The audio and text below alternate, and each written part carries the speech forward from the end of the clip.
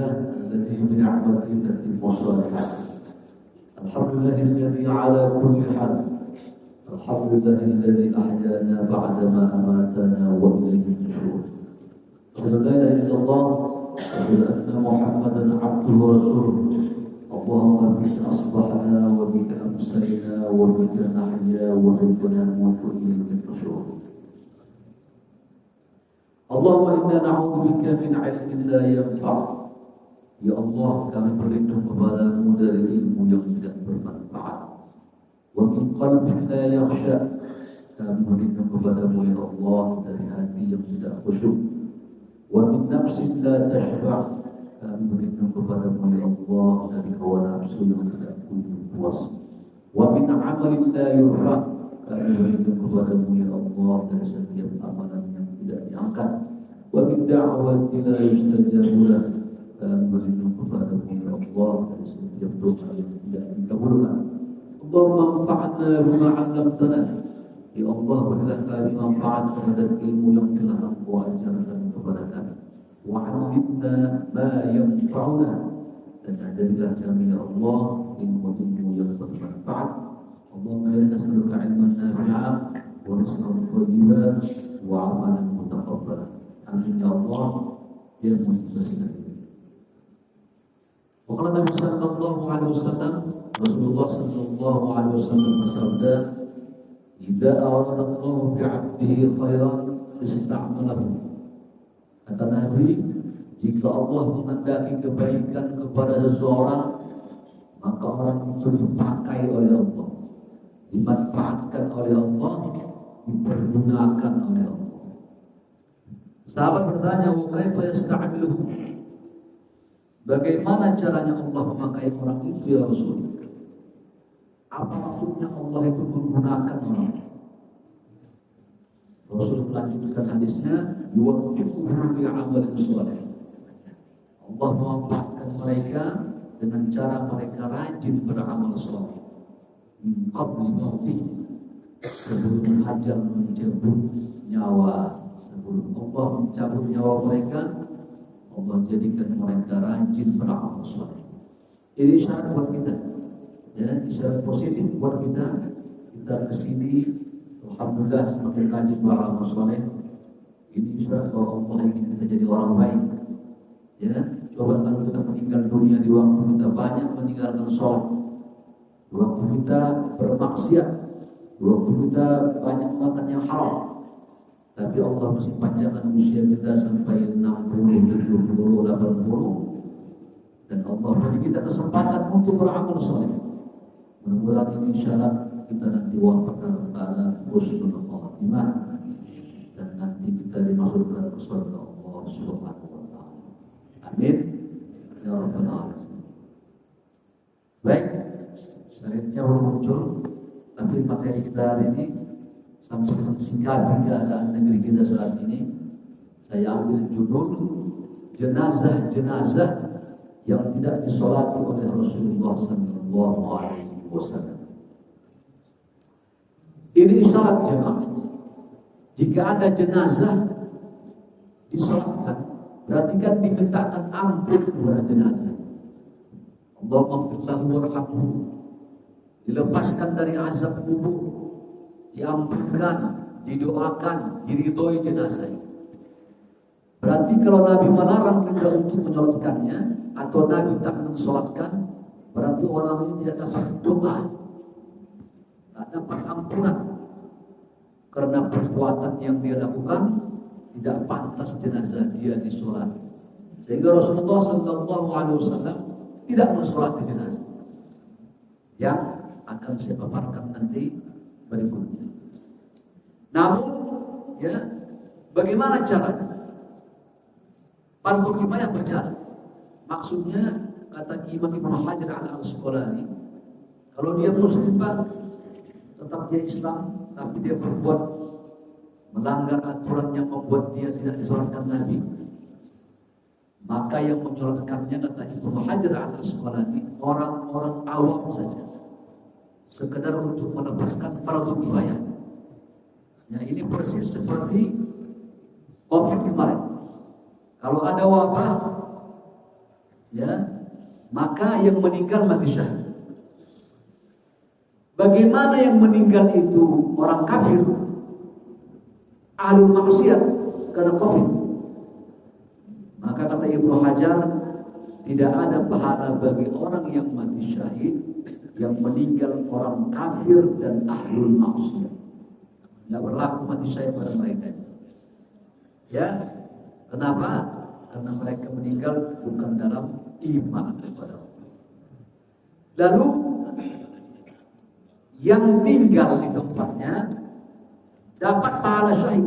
Insya Allah kita tidak meninggal Covid kemarin, kita masih berada sekarang. Kita juga kata Nabi tetap mendapat pahala syahid, walaupun kita dalam keadaan baru diwafatkan oleh Allah Subhanahu wa Ta'ala. Baik, saya akan sebutkan siapa jenazah yang Nabi tak sholatkan, berlindung kepada Allah, jangan sampai kepada apa yang akan dikhawatirkan oleh Rasulullah SAW. Yang pertama, jenazah yang Nabi tidak sholatkan, jenazah meninggal dunia dalam keadaan meninggalkan hutang. Jangan main-main mengenai hutang. Ya, hutang. Bahasa Arab hutang dainun, bahasa Arab agama dinun, cuman kasroh sama fathah aja. Menunjukkan apa itu? Bahwa orang-orang yang dia punya hutang bermasalah nanti di agamanya. Apa itu masalahnya? Nabi tidak mensolatkan jenazah. Maka Rasulullah SAW setiap Nabi menghadirkan jenazah, dihadirkan, Nabi bertanya, jenazah ini ada hutang? Padahal meninggal para sahabatnya. Kata para sahabat yang lain, ada. Kata Nabi, sallu ala sahibukum, salatkan teman kalian, kata Nabi. Aku tidak mau. Ya, kata Nabi, solati dia ini jenazahnya, saya tidak, kata Nabi.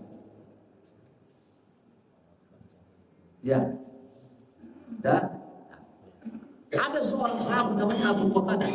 Ya Rasulullah, aku jamin utangnya. Engkau jamin utang dia pindah ke engkau ada. Waktu meninggal kira-kira dia meninggalkan 2 dirham. Punya utang. Baik, 2 dirham itu sedikit ya. Kalau dinar mata uang emas itu mahal. 1 dinar itu hampir 2 juta. Kalau dirham itu 1 dirham paling-paling 75.000. Ya 110.000, 200.000. Gak banyak utang. Tapi Nabi tidak mensolatinya. Apalagi utang 1 juta, puluhan juta, ratusan juta. Ya. Apa terjadi? Baik, kata Nabi, saya sholatkan jenazah ini dengan syarat engkau sudah memikul hutangnya. Allahu Akbar. Besoknya Nabi tanya, sudah dibayar hutangnya? Kata orang itu, belum. Kata Nabi, bayar cepat. Begitu dibayarnya orang hutang ini, apa jawaban Nabi? Sekarang aku merasakan dingin kulitnya. Berarti sebelum hutang dibayar, ini jenazah kepanasan. Makanya jemaah, ya, sampaikan ke anak-anak kita. Tidak makna, jangan engkau beri harta warisan. Jangan dulu dibagi-bagi warisan. Kecuali jenazah ini 3 hal sudah tercukupi. Baru warisan setelah itu. Yang pertama, penyelenggaraan jenazah harus dari uang mayit jenazah. Ya, kuburan sekarang nggak tahu saya di sini. Ya. Kalau saya itu satu lubang sana itu 4 juta, 6 juta, 7 juta harus dibeli. Mati aja bayar. Ya, daripada bayar kau usah mati kita.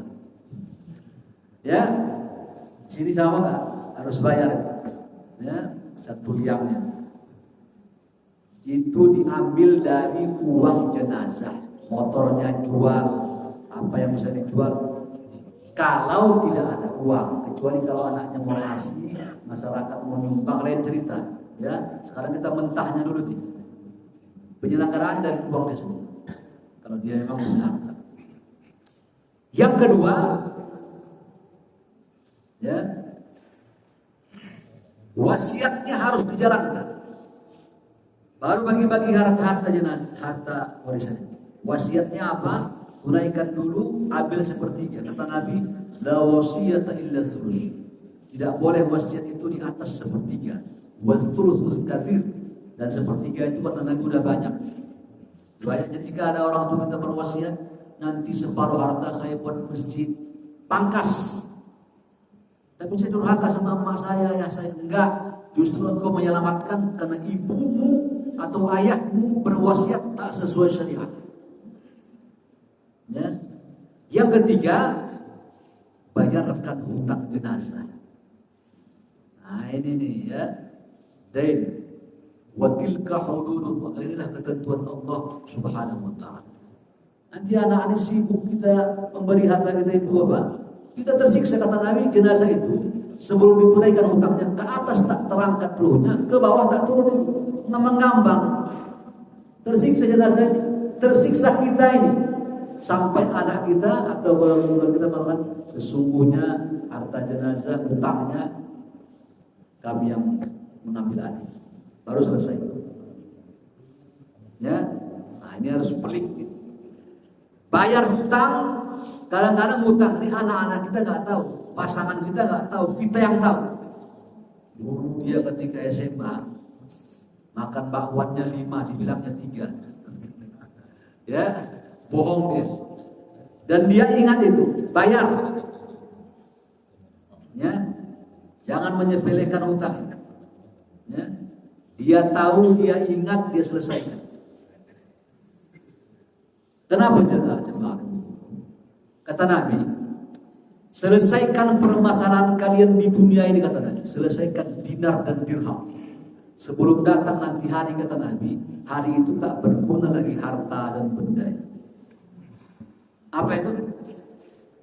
Hari akhirat. Nanti di akhirat itu kan banyak, ada mizan, ada telaga Nabi, ya. Ada hisab lah ya.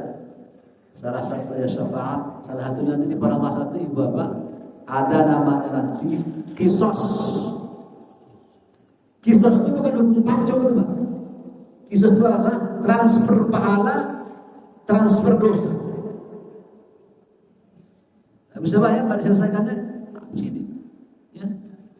Hari itu kata Nabi ada orang kata Nabi, ya, ada orang datang dengan seabrak pahala sholat, rajin sholat di dunia dia. Datang seabrak dengan pahala puasa, ya rajin dia berpuasa di dunia ini. Rajin dia bersedekah. Namun apa terjadi? Begitu dia sudah datang dengan harta, dengan pahalanya ini, datang orang, ya Allah, qadzafa hada. Orang ini pernah menuduh saya, memfitnah saya. Ambil pahala, kasih. Ya, wa akhadha mal hada. Ini dia. Dia mengambil harta saya dan enggak mengembalikannya. Ambil lagi pahalanya. Ya, ambil. Wa safaqad dam, menumpahkan darah. Diambil. Sampai habis itu. Habis pahalanya. Begitu habis, datang orang-orang masih datang terus. Begitu diambil pahala sudah tidak ada. Bagaimana caranya? Kata Nabi Muhammad, seluruh dosa orang yang datang ditimpakan ke dia. Rajin qiyamul lail, rajin baca Quran, rajin sedekah, rajin ke masjid, bangkrut. Masuk ke api dia. Kenapa? Urusan dunianya enggak rapi dibuat. Enggak diselesaikan dengan kemanusiaannya. Hati-hati Pak ya. Jangan disepelekan ini. Ya. Urusan dunia ini tersangkut nanti kita di perang masa. Tak boleh kita baik sama Allah, buruk sama manusia. Ya. Apalagi urusan harta. Kata Nabi, barang siapa menggeser patok tanah yang bukan haknya, walau bisyibri, walaupun sejengkal, kata Nabi, tawaqallahu yawm bisab'in ardin yawmal qiyamah. Nanti kata Nabi, Allah akan himpit dia dengan 7 bumi di akhirat. 7 bumi. Bumi ini menghimpit dia. Ya. Bayangkan itu. Apalagi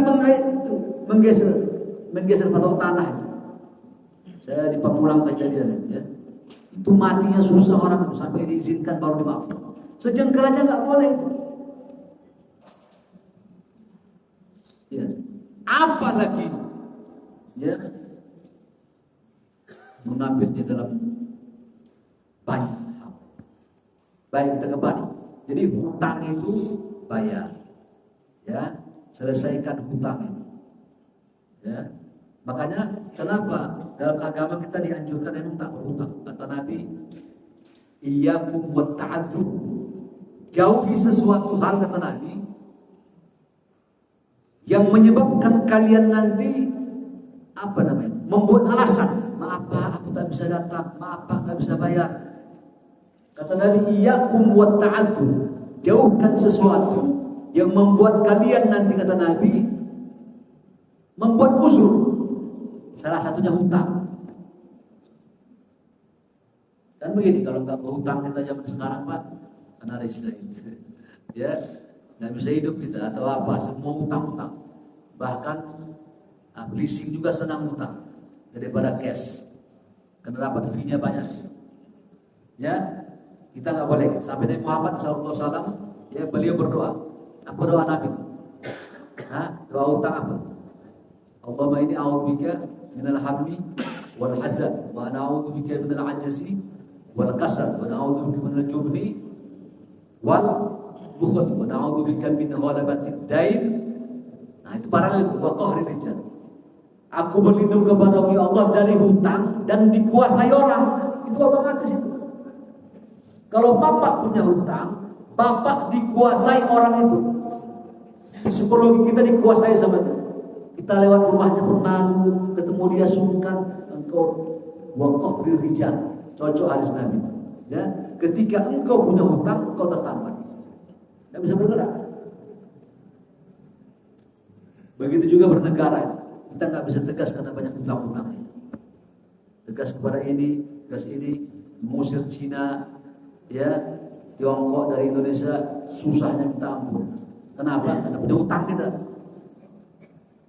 Baik, jadi selesaikan hutang ini, ya, sebelum datang hari tidak berfungsi lagi dinar dan dirham. Walaupun sekecil apa ini. Ya Bu ya, ada orang ibu-ibu beli bakso malam, tak bawa mangkok, minjam mangkok tetangganya, lupa mengembalikannya, ya, karena lamanya mangkok itu di rumahnya, lama-lama dianggapnya barangnya itu. Ada nggak kejadian itu? Ya, celana orang ketinggalan di rumah dia, tamu. Ya, karena tamu ini tak memakai, karena tamu ini belum mengambilnya, dipakainya itu. Nggak amanah, Pak. Ya, jangan usik-usik harta begini.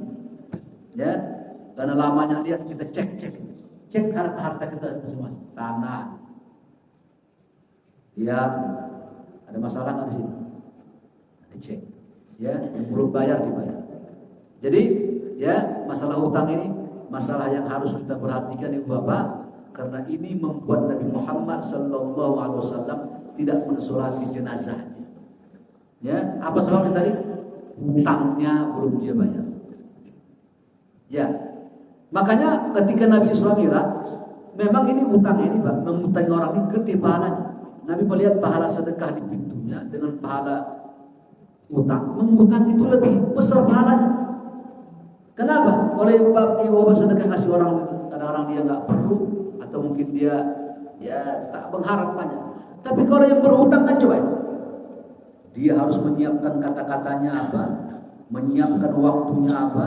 Dia bahasa kasarnya itu wajah tembok, harus menghadap dengan malu karena butuh uang. Ini beban psikologinya kuat. Maka membantu dia gede pahalanya. Kata Nabi, man farraja musliman farrajallahu lahu yaumal qiyamah. Barang siapa melapangkan orang-orang muslim hajatnya, Allah lapangkan nanti di akhirat. Makanya dilarang riba itu. Kenapa? Karena orang punya hutang dicekek sama dia. Udah tahu dia butuh, dia hajat, dicekek sama dia dengan hutangnya, dengan ribanya. Maka Allah Subhanahu Wa Taala hati-hati ya. Ya, hati-hati yang punya anak, jangan bangga punya anak, ya, yang dia itu kerja di tempat ribawi. Kalau bisa suruh keluar. Kenapa? Perhatikan ya, Ini tegas saya sampaikan, jangankan yang nanti syubhat itu ada. Ini yang haram soalnya. Kenapa? Karena orang makan riba ini Bapak Ibu ditantang oleh Allah dengan 4 hal. Yang pertama ditantang perang oleh Allah dan Rasul. Yuharibunallah wa Rasul. Satu. Yang kedua, pemakan riba ini ya diganggu setan nih. Yatakhabbatu syaitanu minal mas. Dua. Yang ketiga, kata Ibnu Abbas, nanti dibangkitkan di padang mahsyar cacat otak dia. Gila. Baru tumben ke akhir udah gila. Ya. Yang keempat kata Nabi, hadisnya Sahih Imam Bukhari, pemakan riba sebelum ke akhirat ya, di kuburan diazab dia. Ini hadis Sahih Imam Bukhari. Ya, apa azabnya? Dibuat nanti danau di kuburannya, isinya nanah dan darah. Kata Nabi, disuruh dia berenang di tempat itu. Coba. Ya buat contoh, ini kejadian di Bekasi. Saya nggak mau sebut. Satu ketika ada pesantren di Bekasi ini. Ya, ustadznya sudah nggak kuat lagi. Kembalikan aja lah anak ini, udah kita botak-botak, nggak sadar-sadarnya. Ya, kita hukum tak salah-salah juga. Kembalilah, kata pemimpin pesantren begini, jangan langsung dikembalikan, karena orang tuanya mengajarkan anaknya baik-baik. Kita dulu ke orang tua, ya, anaknya biar pesantren ke orang tua dulu. Akhirnya pimpinan pesantren ke orang tua. Waalaikumsalam. Dialog terjadi, Pak. Para ustadz di pesantren sudah tak sanggup lagi mengasuh anak bapak. Udah berkali-kali hukuman, sampai botak berkali-kali, tak mempan juga. Anak bapak nggak berubah. Lalu bagaimana? Udah kami ingin kembalikan aja anak bapak, karena guru-gurunya nggak kuat untuk mengasuh. Apa kata orang tuanya? Minta tolong orang tuanya, Pak, tolong Pak, janganlah dikembalikan, itulah anak saya satunya. Ya, yang saya harapkan mendoakan saya yang di pesantren. Nah, apa terjadi selanjutnya jemaah? Sampai bertanya pimpinan pesantren ini, begini aja Pak, saya ingin tanya ke Bapak, Bapak ini kerjanya apa sih? Ternyata setelah disebutkan, saya nggak mau sebut perusahaan, dia kerja di finance riba, bukan syariah. Dapatlah jawaban sudah. Anak ini bengal kepalanya karena diasuhin haram ini. Apa terjadi? Begini aja Pak, ya. Kami akan mengasuh anak bapak. Anak bapak akan kami biarkan pesantren, akan kami rawat, kami didik lagi. Tapi satu syaratnya, coba rubah cara bapak mencari nafkah. Itu aja. Baik, kasih kesempatan saya sebulan dia berubah, dia waktunya kan harus apa dulu, mundurkan diri segala macam surat-surat. Setelah itu dia beri asupan yang halal kepada anaknya. Setelah itu anaknya berubah itu, jadi soleh, jadi baik, dan konon katanya sekarang hafal 30 juz Al-Quran. Ya, hati-hati, ya. Jangankan yang haram, yang syubhat aja nggak boleh. Bapak punya usaha kolam renang, itu tempat rawan orang membukakan aurat dan menonton bagian badan laki dan perempuan. Saya nggak mau mengatakan haram, syubhat, remeng. Kerja di bioskop, remeng. Bapak punya usaha game-game, warnet-warnet, remeng. Security halal kerjanya dari PT, tapi dia menongkrongi diskotik, remeng. Ya, namanya surat halal. Kata Nabi, al halal jelas, bendanya jelas, kerjanya jelas, rezekinya jelas, gajinya jelas. Wal haram jelas juga, ya, riba diharamkan, transaksinya diharamkan, segala macam jelas. Wa umurun bainahuma mushtabihat, di antara keduanya ada syubhat namanya. La ya'lamuna katsirun, kebanyakan manusia enggak tahu ini, Pak. Dianggapnya kan saya kerja halal, Pak. Saya kan security saya. Tapi yang dia tongkrongin gereja, diskotik, tempat-tempat maksiat, karaokean. Saya enggak mengatakan haram tadi, remeng tadi. Namun Nabi memberikan endingnya itu. Manusia nggak tahu apa syubhatnya, halal atau haram nggak tahu. Cuma Nabi mengatakan Wa man waqa'a fi syubhati waqa'a fil haram. Orang yang jatuh ke lembah syubhat sama dengan jatuh ke lembah haram. Nah, apa jawaban saudara? Karra'i yar'a haulal hima yushiku ayyarta'i. Kata Nabi, penggembala kambing janganlah dia bermain di bibir sumur, nanti takut kecemplung ke sumur. Maksudnya jangan bermain di lembah yang haram, yang syubhat, yang remah-remah tadi. Ya, dia nggak mabuk, jadi security aja. Nanti bisa mabuk di dalam, dikasih ini mau dia dan lain sebagainya. Ya, jadi sensor. Ya, lihat diri kita, perbaiki. Kalau enggak nanti bahaya kita di mana-mana. Makanya jangankan ke akhirat Bapak Ibu, di kuburan aja kata Nabi, di kuburan itu nanti ya akan ada himpitan. Jadi di kuburan nanti Pak, kita akan himpit nanti di kuburan. Himpit. Jangankan kita, ada seorang sahabat ikut perang Khandaq. Begitu ikut perang Khandaq dia, ya apa terjadi? Namanya Sa'ad bin Mu'adz.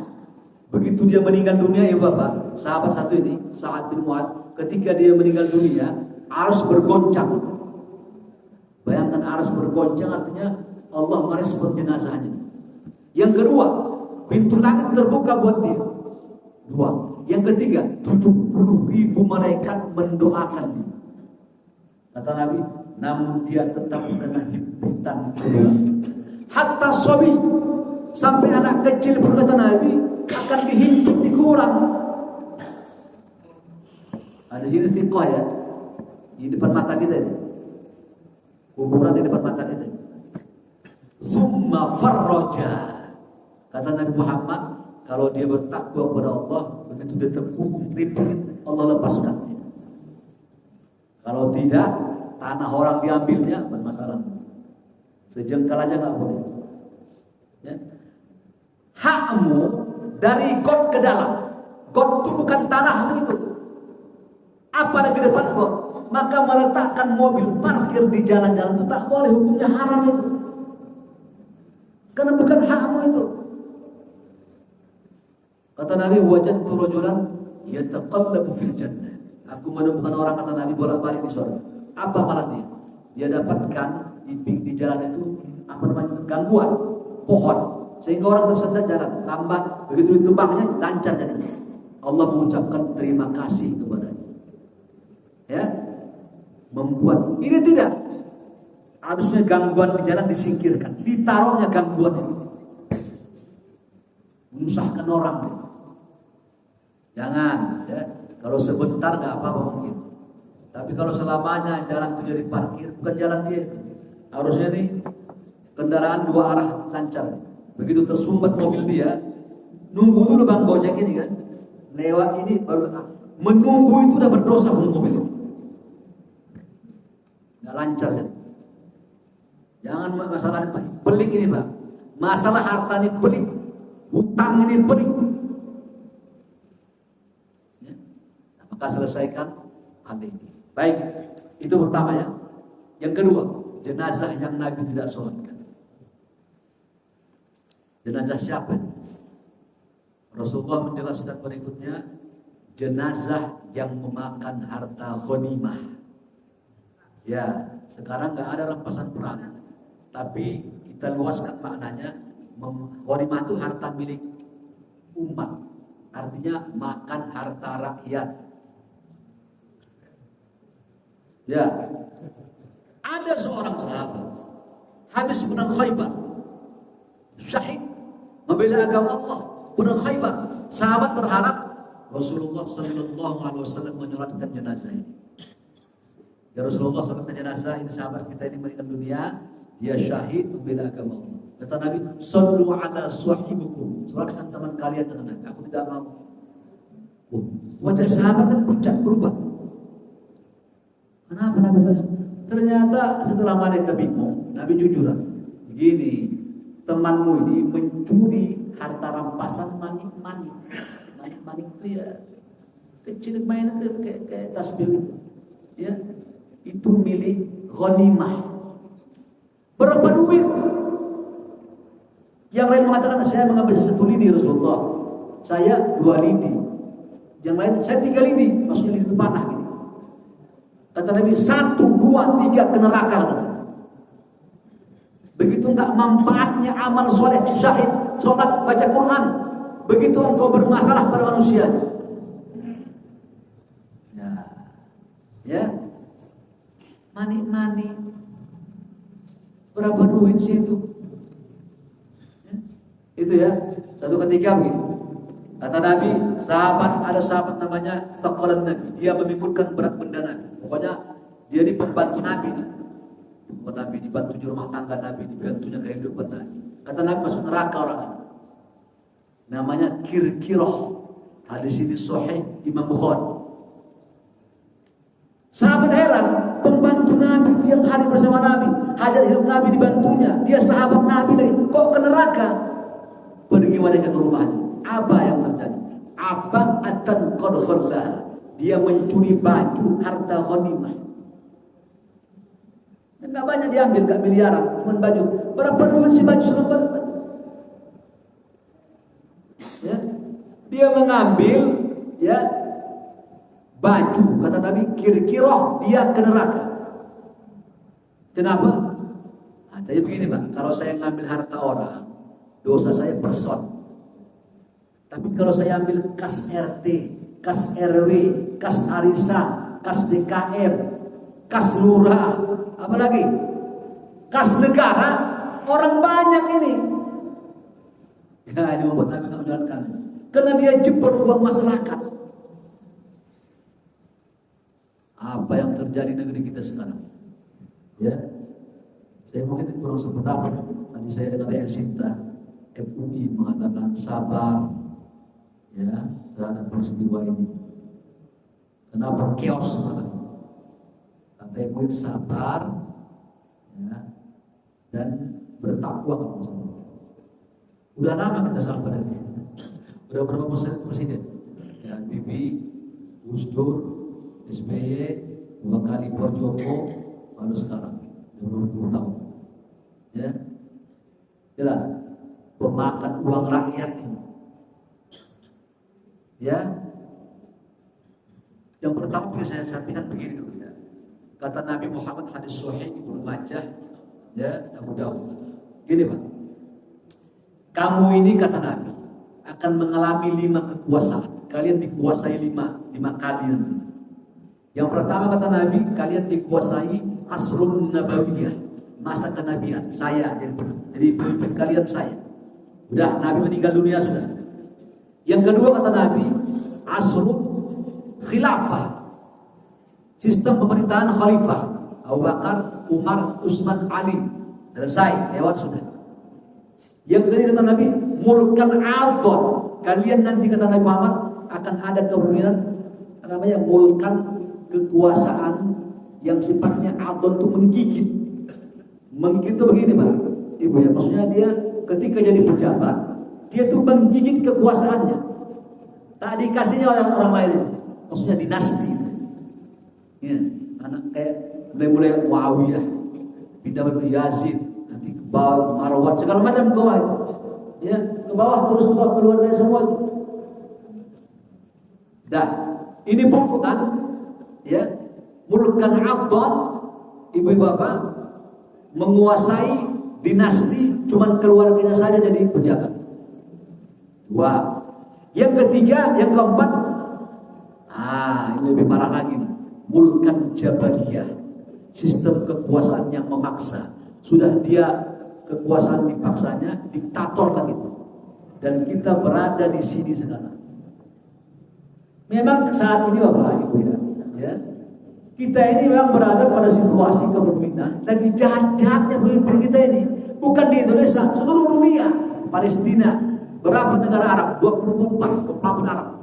Ya, tapi kenapa tak bisa mereka membela satu Israel aja dikalahkan 24? Emang lagi zolim-zolim pemimpinnya. Ya, termasuk dari kita. Kata Nabi, ciri-ciri, bisa baca. Ciri-ciri mulkan jabariyah yang kita alami sekarang itu 3. Pertama, suka menumpahkan darah rakyatnya, pemimpinnya. Ya, kilometer 50, Alam Sari, kasus Munir, segala macam hilang-hilang aja. Satu. Yang kedua, ya, suka merampas hak dan harta rakyatnya. Ibu, Bapak, ya, kalau saya kutip data PPATK tahun 2004-2005, korupsi di negeri dari semua penjuru korupsinya ini 984 triliun. 900 hampir 1 kuadriliun. 1 kuadriliun itu Ibu Bapak adalah 1000 triliun. Saya teringat harta Nabi Sulaiman. Harta Nabi Sulaiman itu kata pengamat membaca kitab suci klasik, kata mereka 7,7 kuadriliun. Itu sendirian Nabi Sulaiman, sendirian dia. Ini gotong royong. Ya. Betapa tidak pedulinya wakil rakyat kita. Sebenarnya gaji mereka kalau naik nggak ada masalah sebenarnya. Dengan syarat rakyatnya ini mapan, sejahtera. Begitu rakyat nggak sejahtera, itu berkah gitu ya. Udah pajak naik, bahkan di Mataram itu. Ibu, ada namanya hotel syariah di Mataram. Saya dapat informasi 3 hari yang lalu di televisi swasta. Hotel di Mataram itu syariah. Dipajakin murotal di hutan itu. Murotal ada 59 kamar. Dikalikan dengan 4,4 juta harus bayar setor pajaknya. Murotal akhirnya dipadamkan murotal. Kalau sudah murotal tak dipasang di hotel itu banyak setannya. Tak ada musir jin lagi. Jadi diam itu. Nanti lama-lama azan nggak boleh lagi dipajakin juga. Iya, kalau dengar suara soalnya azan nggak boleh bayar pajak azan. Lama-lama tutup masjid. Ya, khawatirnya. Coba. Saya ingat ya orang Arab itu Pak, itu kan kitabnya liberal banyak anak-anak kita kan. Itu ada protes karena nggak bayar royalti, kata Syekh itu apa? Nggak apa-apa, kitab kami itu dibajak, mau dikopi banyak-banyak jadi PDF. Kemudian yang mengkopinya dapat untung, dibuatnya kitab biar kami ikhlas, kami pergi beramal soleh. Ya, begitu orang Arab itu kalau kita kitab mereka, padahal mereka nggak usah royalti kami dari Allah saja. Termasuk murotal, apa urusannya pemerintah ini dengan murotal itu? Ya, para yang punya suara ini pun membiarkan. Kayak Omar Irama, kata dia lagu saya silakan. Mau dibuat apa namanya? Mau cari uang dengan lagu saya silakan. Halal pribadi saya. Coba bayangkan kehabisan pajak sudah. Ya. Kehabisan sumber uang. Begitu ada uang diambil mereka, dikorupsi lagi. Ya, ini harus terus terang ngomong ini. Soalnya udah kondisinya sudah begini. Jadi mulkan jabariyah. Jadi harta rakyatnya diambil. Kata Nabi Muhammad, sikap kita bagaimana? Sudah begini, ini masanya mulkan jabariyah. Pemimpin lagi zolim-zolimnya sudah kita terima aja. Tidak. Kata Nabi, agama menyuruh kita lakukan 3 hal. Yang pertama, tetap cegah kemungkaran mereka. Biarin aja mereka naik gajinya, biar apa mereka insentif tiap bulan dari rumahnya. Enggak boleh, cegah kemungkarannya. Kata Nabi apa? Ada ancaman, la ta'murunna, suruh orang berbuat baik, wala tanahunna, cegah kemungkarannya. Kalau kalian sudah tak mau lagi menyuruh kebaikan, mencegah kemungkaran, kata Nabi, turun nanti azab di negeri ini.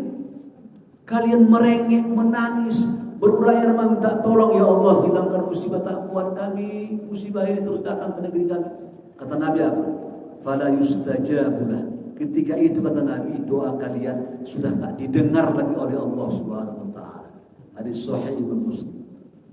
1. Yang kedua, bagaimana sikap kita rakyat bawah-bawah ini? Apa sikap? Ya. Ada ungkapan riwayat mengatakan itu. Kalian akan ketemu nanti kata Nabi, pemimpin kalian seperti singa. Ya, tak peduli dia. Wazarom katib, wausarom katib, menteri-menterinya seperti serigala. Ya, galak juga. Ya. Artinya mereka itu merampas, menyerang. Yang ketiga, wa hukamahum kalkal kalau kama qala ya. Penegak hukumnya maaf ya, seperti anjing. Maksudnya maju tak gentar membela yang bayar. Ya, pokoknya asal ini kasih. Terus kena ayatnya kayak apa? Kata rakyatnya katoan seperti kambing. Dia adalah kambing itu. Ditarik B, dibiarin B, mau kandang B, boleh sembelih juga B. Ya, baik. Yang kedua tadi saya sampaikan, bagaimana sikap kita? Kata Nabi, badirul bil a'mal. Jangan kau pikirkan kondisi itu lagi. Ya, maksiat mereka sudah cegah kemungkarannya, mereka tak peduli. Udah badirul bil a'mal. Segera beramal soleh kata Nabi. Masuk masjid, qiyamul lail, baca Quran, mengaji kita di sini. Memang ini lagi mulkat jabariyah. Yang ketiga adalah apa? Berdoa kepada Allah Subhanahu.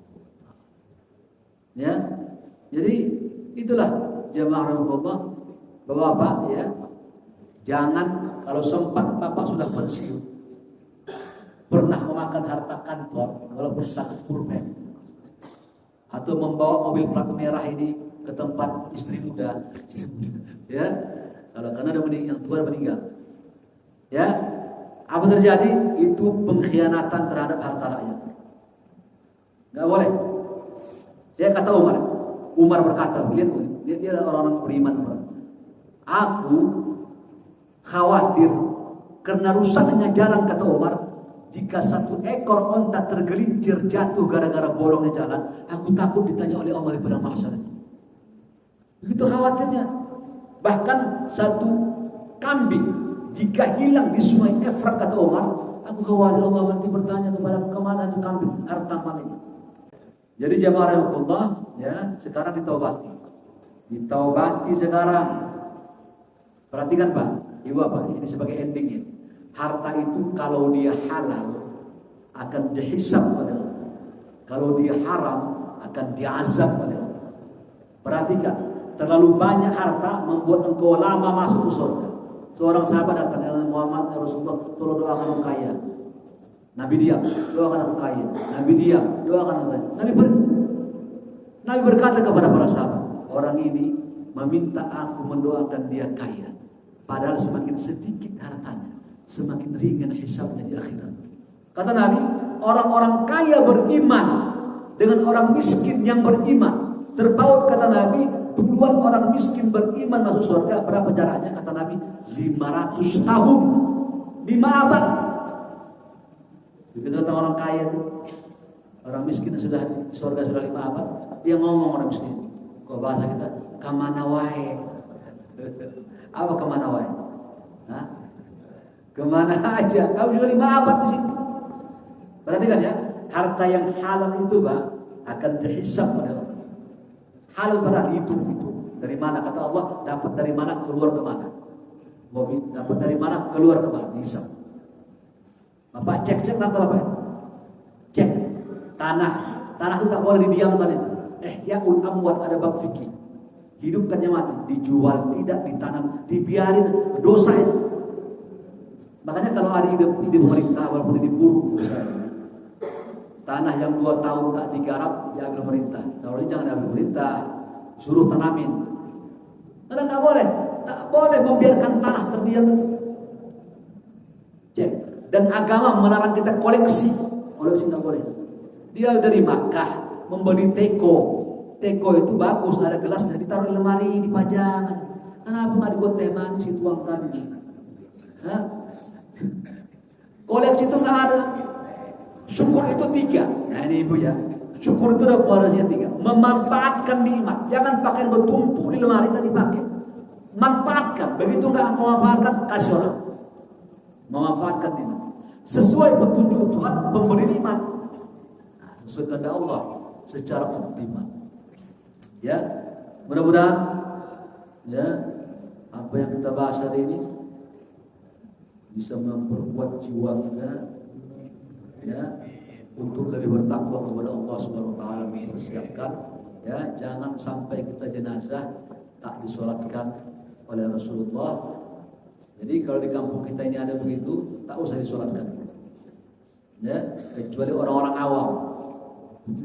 Makanya bagusnya begini, ini jenazah ada hutangnya, jangan itu, momongan itu di depan. Bapak Ibu, sebelum kita sholatkan jenazah ini, ahli warisnya mana ini? Coba ada hutang jenazah nggak?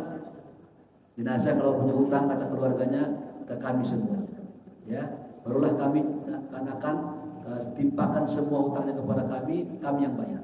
Baru sholatkan dia, bukan terakhir. Assalamualaikum, jenazah ini kalau ada hutangnya nanti, jangan terakhir, ya, di depan dia itu, lepaskan dulu hutangnya baru sholat.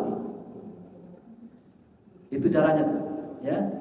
Kalau kejadian di tempat kita ini, atau kita buat tradisi nanti, ya, tradisinya hutang disebutkan di depan, jenazah ini free, baru Allah Bapak boleh melakukan. Kadang-kadang rajin ke masjid, rajin beribadah, hutang banyak. Kan ada manusia gitu, ya, ke Tuhannya bagus, ke manusianya banyak permasalahan. Ya, tolong kata Nabi, Innallaha yaqbalu taubatan. Allah menerima taubat sebelum sampai di sini jawab. Belakang begini taubat diterima. Perbaiki, buru-buru. Jangan lama-lama. Takut nanti tiba-tiba keburu datangi ajal. Ya, apa? Mau. Baik, demikian yang kita bahas hari ini. Silakan kalau ada yang bertanya.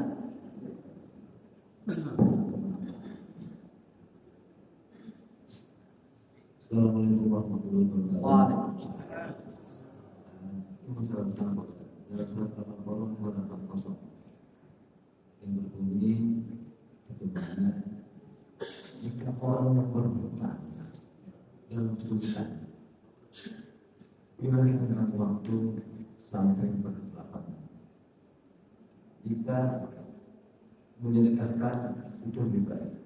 Jika orang tersedekah, nah kemudian ketika dalam proses itu yang berhutang meninggal dunia, juga yang memberikan hutang itu memaafkan, mengikhlaskan hutangnya.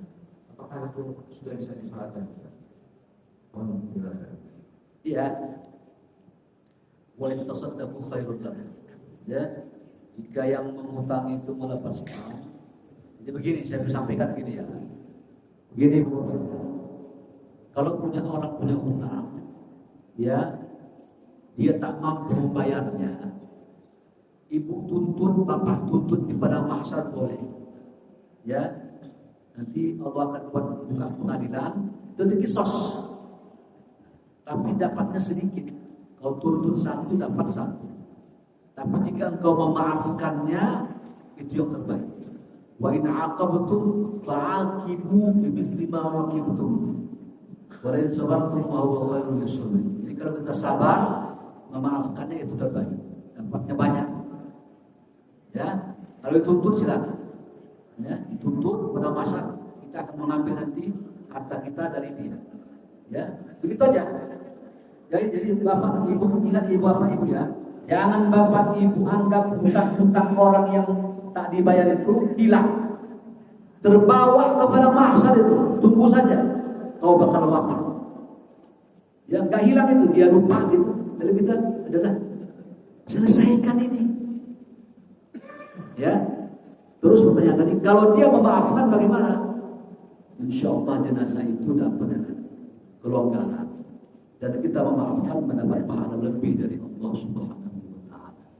Ya, satu ketiga nanti di padang mahsyar juga ada keadilan. Ada seseorang menuntut saudaranya katanya. Ya akhirat nanti. Hartaku begini. Tiba-tiba Allah membuat istana. Kata orang ini, ya Allah, istana milik siapa ini?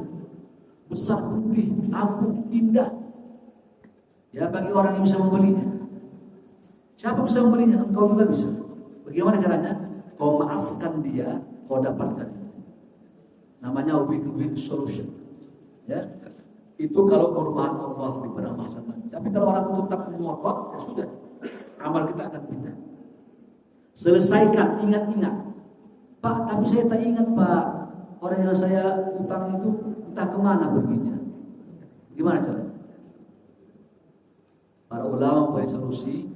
Bersedekah atas namanya, ya 500.000, 200.000, 50.000, ya Allah, orang yang ku cari itu di Google Map nggak ketemu saya, ya aku beri di utang 50.000 sebagai bayar utang ke dia, pahalanya kasih ke dia. Kalau bisa cari ahli warisnya, ahli waris cari. Kalau nggak ketemu, munajat kepada Allah dengan cara. Terus berikutnya, di antara cara kita mengembalikan hutang, kalau kita hutang, itu terbaik. Boleh 100.000, 100.000 boleh. Tapi terbaik, Nabi Muhammad satu ketika dicekik orang Arab leher. Bagi utangmu, lepaskan dulu kata Nabi. Ontanya dikasih. Ya Rasulullah, engkau dihutangi sama dia, ontanya kurus, kenapa kamu? Kata Nabi, orang yang terbaik berhutang, orang yang terbaik mengembalikan. Ya, riba itu berlaku di depan. Kalau 100.000 engkau pinjam, kembalikan 110 ya, itu ada akad. Kalau nggak ada akadnya, tiba-tiba itu tanda terima kasih, namanya halal. Ya, begitu kembalikannya, ini Pak, ada pada saya halal, boleh dimakan. Tapi akad di depan yang tidak. Baik, begitu Pak ya. Wallahu a'lam.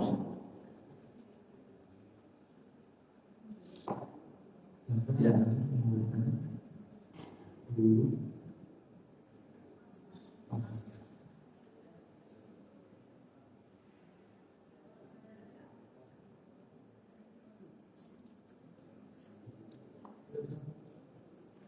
Baik, alhamdulillah rabbil alamin.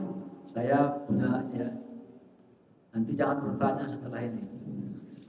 Ya, saya kalau nanti kalau santai kita ada yang kan pikir lagi saya, ingat ayat lagi.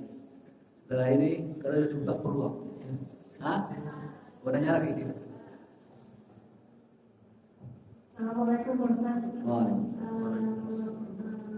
Kan ini bisa biasanya kita keluar atau jalan jauh tiba-tiba belanja nih, ya kan? Mas, apa nih?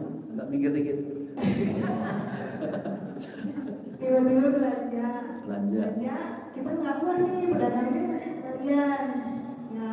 Sampai di rumah ternyata habis 10.000, tapi kita nggak kenal nih sama orang ini. Itu gimana Ustaz? Berarti kan itu utang juga kan? Ya, kalau tahu kembalikan hartanya.